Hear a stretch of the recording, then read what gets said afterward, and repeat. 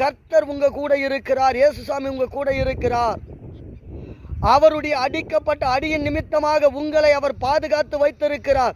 உங்க மேல கை போடணும்னு சொன்னா, உங்களை சபிக்கணும்னு சொன்னா, தேவ அனுமதி இல்லாம ஒரு வார்த்தையை உங்களை தொடக்கூட முடியாது.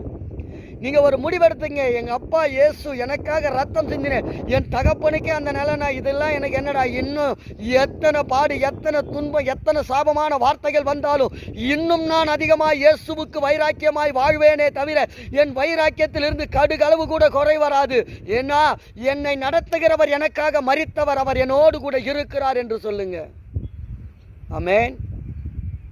தேவ பிள்ளைகளே, சர்வ வல்லமையுள்ள கர்த்தராகிய இயேசு கிறிஸ்துவினுடைய நாமத்தினால் அழைக்கப்பட்டு தெரிந்து கொள்ளப்பட்ட ஒரு சந்ததியா நீங்க இருக்கிற போது, ஆண்டவருடைய ஊழியத்தை, கனமான ஊழியத்தை, மகிமையுள்ள ஊழியத்தை நீங்க செய்கிற போது